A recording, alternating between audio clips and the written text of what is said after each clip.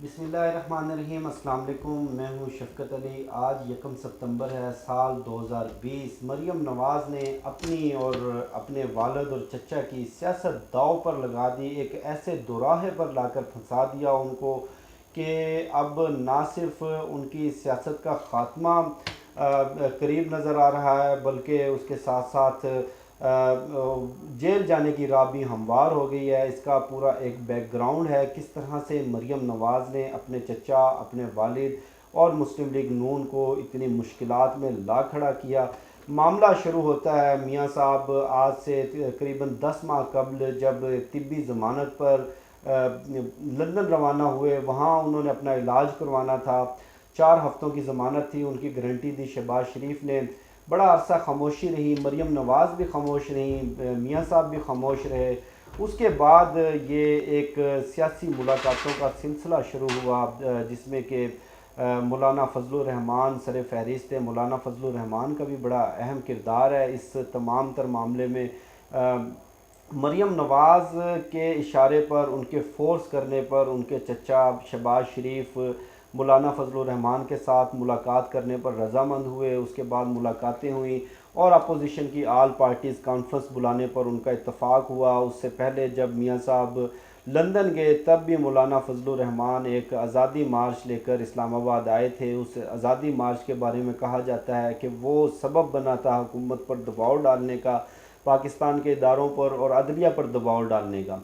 अब इस पूरे अरसे के दौरान मरीम नवाज़ खामोश थी, मियाँ साहब खामोश थे, मरीम का ट्विटर खामोश था, शहबाज शरीफ की सियासी मुलाकातें बंद थीं। बड़ा अरसा शहबाज शरीफ नैब की तहवील में रहे और उसके बाद जब मुस्लिम लीग नून को दोबारा सियासी तौर पर एक्टिव करने की कोशिशें शुरू हुई, हुकूमत पर कुछ दबाव आया, खुसूसन सऊदी अरब के साथ हमारे मामलात ख़राब हुए, कुछ खारजा महाज पर दबाव आया, तो हम हुकूमत की कमज़ोरी को देखते हुए मुस्लिम लीग नून ने, खुसूसन मरीम नवाज़ ने यह फ़ैसला किया कि हम हुकूमत के ख़िलाफ़ एक फ़ाइनल राउंड खेलेंगे और किसी तरह से हुकूमत पर दबाव डालकर, ब्लैकमेल कर कर हमारे ख़िलाफ़ ये जो एहतसाब मुकदमात हैं उनसे किसी तरह से जान छुड़ाई जाए।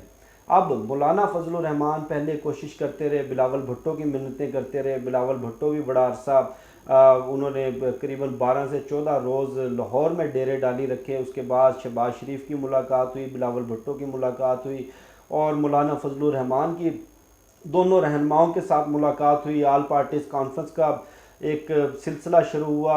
उसके बाद से ये आवाज़ें उठना शुरू हुई कि मरीम नवाज़ के ख़िलाफ़ जो एहतसाब मुकदमात हैं उनको प्रोसीड किया जाए, उनको तेज़ किया जाए।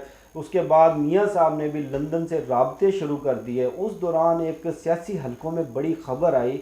खबर ये थी कि कुछ बैरूनी ताकतें, कुछ बैरूनी अनासर, जिसमें सरफ़हरिस्त अमेरिका, भारत और अफ़गानिस्तान का मौजूदा सेटअप शामिल है, वो वज़ीर-ए-आज़म इमरान ख़ान की हुकूमत को गिराना चाहते हैं, पाकिस्तान में नए इंतखाबात की राह हमवार करना चाहते हैं और वो पाकिस्तान में कुछ सियासी जमातों के साथ उनके राब्ते हो गए हैं। आइंदा इलेक्शन के लिए उन्होंने, इन ताकतों ने यकीन दहानी करवाई है, इन ममालिक ने यकीन दहानी करवाई है इन अपोजिशन जमातों को, पाकिस्तान की सियासी जमातों को, कि किसी तरह से आप एक अवामी एहतजाज का सिलसिला शुरू करें, आप एक प्रोटेस्ट शुरू करें, हुकूमत पर सियासी दबाव डालें, आप सड़कों पर निकलें। उसके बाद हम बैरूनी दबाव डालकर हुकूमत का खात्मा यकीनी बनाएंगे और उसके बाद पाकिस्तान में नए इंतखाबात की राह हमवार की जाएगी, जिसके लिए तमाम तर फंडिंग, इलेक्शन का सारा खर्चा ये ममालिक देने को तैयार हैं।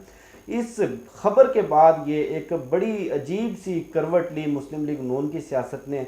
मियाँ साहब लंदन से एक्टिव हो गए, मियाँ साहब ने राब्ते किया मौलाना फजलुर रहमान के साथ। शहबाज शरीफ साहब, उनके छोटे भाई, जो दाता दरबार की पिंडी ब्रांच के हर दूसरे दिन चक्कर काटते नज़र आते थे। पिंडी ब्रांच जो दाता दरबार की है, रावलपिंडी ब्रांच, वहाँ पर नज़र व न्याज का सिलसिला जारी था, मिन्नतें मानने का सिलसिला जारी था और वो किसी तरह से गुरेज कर रहे थे कि अपने बड़े भाई की तरह टकराव की सियासत पर ना जाएं। लेकिन बड़े मियाँ साहब ने पार्टी के तमाम तर मामलात अपने छोटे भाई से लेकर अपनी बेटी मरीम नवाज़ को सौंप दी और मरीम नवाज़ को यह हदायत दी कि आपने मौलाना फजलुर रहमान के साथ पूरी तरह से ताउन करना है, इस हुकूमत के ख़िलाफ़ तहरीक चलानी है। उसके बाद रायवेंड में एक इजलास हुआ, उस इजलास में मरीम नवाज़ की सरबराही में मौलाना फजलुर रहमान ने भी वीडियो लिंक से शिरकत की। उसके बाद मरियम नवाज़ इस्लामाबाद आई। अब तक बयानिया ये था नून लीग के रहनुमाओं की जानिब से, जो सारे सरकर्दा लीडर्स हैं, एहसन इकबाल, शाहिद खकान अब्बासी, शहबाज शरीफ, राना सनाउल्लाह, बल्कि राना सनाउल्लाह तो कल भी जियो न्यूज़ के प्रोग्राम में कह चुके थे कि मियाँ साहब अक्टूबर में पाकिस्तान वापस आएंगे। अब जैसे वो एक पंजाबी फ़िल्म थी कि पंजाब नहीं जाऊंगी, मियाँ साहब ने वाज़े तौर पर कल इस्लामाबाद हाई कोर्ट में जवाब जमा करवा दिया कि मैं पाकिस्तान नहीं आऊँगा। पाकिस्तान क्यों नहीं आऊँगा कि मेरी तबीयत इतनी नासाज है, डॉक्टर्स ने मुझे सफ़र करने से मना किया है, मुझे दिल की बीमारियां हैं, ये इलाज करवाने थे, वहाँ पर कर क्या रहे हैं, सियासी मुलाकातें कर रहे हैं, सियासी राब्ते कर रहे हैं, लंदन की सड़कों पर घूम रहे हैं, पार्कों में सैर व तफरी हो रही है, कभी रेस्टोरेंट्स पे कॉफ़ी पीते तस्वीरें नज़र आ रही हैं।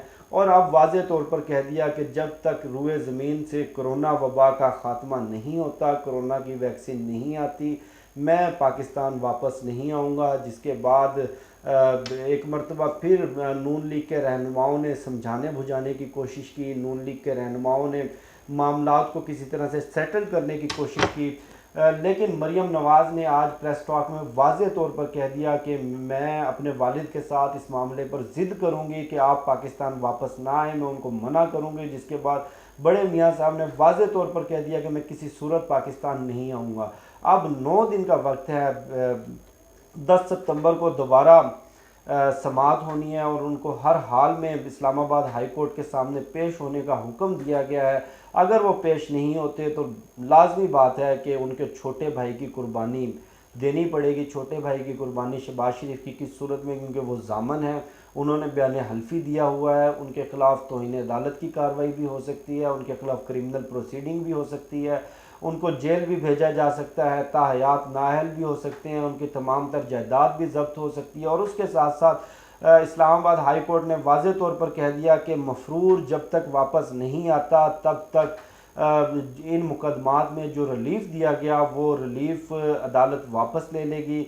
और आज की सबसे बड़ी डेवलपमेंट ये हुई कि जो मरियम नवाज़ और कैप्टन सफदर के जो मुकदमात थे वो मुकदमात अलग कर दिए गए हैं। यानी कि एवन फील्ड रेफरेंस में जो मेरिट पे इनकी ज़मानत हुई थी, जिसमें मरियम नवाज़ और कैप्टन सफदर को भी इस जुर्म में मदद करने पर, जुर्म में मददगार साबित होने पर इनको सज़ा दी गई थी, अब इन दोनों की ज़मानत और इनकी सज़ा का जो मुकदमा है वो इस पूरे केस से अलग कर दिया गया है। आज मरियम नवाज़ ने अपने शोहर कैप्टन सफदर से भी इस तरह से लाताल्लुकी का इजहार किया कि वो एक पूरा एक जमे गफ़ीर लेकर वहाँ पर आए थे और अपनी अहलिया को ख़ुद गाड़ी ड्राइव करके वो इस्लामाबाद हाई कोर्ट में पहुँचे। जब पेशी ख़त्म हुई, मरियम नवाज़ ने मीडिया टॉक की, मीडिया के नुमाइंदों से बात की, उसके बाद वो बड़े मज़े से अपने साथ कुछ ट्रांसपोर्टर्स और कुछ वो बड़े बिजनेसमैन जो इनकी पार्टी में इन्वेस्ट करते हैं, इन्वेस्टर्स जो थे, उनको गाड़ी में बिठाकर रवाना हो गई और उनके शोहर कैप्टन सफदर उनको वहीं तलाश करते रह गए, लोगों से पूछते रह गए, पार्टी रहनुमाओं से कि मेरी बेगम को तो आपने नहीं देखा, मेरी बेगम कहाँ गई, वो मेरे साथ आई थी और वो मुझे छोड़कर कहीं गायब हो गई। यानी कि चचा और ख़ानदान के जो दीगर लोग हैं, कज़न और भाई अपने, उनसे तो ला ताल्लुकी का इजहार किया था, अब जाकर अपने शोहर से भी ला ताल्लुकी का इजहार कर दिया, शोहर को भी अकेले छोड़कर चली गई। अब ये पूरी इनकी सियासत का सिनारियो था जो मैंने आपके साथ शेयर किया और इस सिनारियो के अंदर वाज़े तौर पर नज़र आ रहा है कि मरियम नवाज़ की ज़िद, हट दर्मी और अनापरस्ती की वजह से ना सिर्फ इन्होंने पार्टी की सियासत को दाव पर लगा दिया है बल्कि अपने ख़ानदान के सरकर्दा अफराद जिनमें शहबाज शरीफ, इनके वालिद नवाज़ शरीफ, इनका भी सियासी मुस्तकबिल इन्होंने दाव पर लगा दिया है। मुझे शफ़क़त अली को दीजिए इजाज़त, इंशाल्लाह फिर नेक्स्ट वीडियो में मुलाकात होगी, तब तक के लिए अल्लाह हाफ़िज़।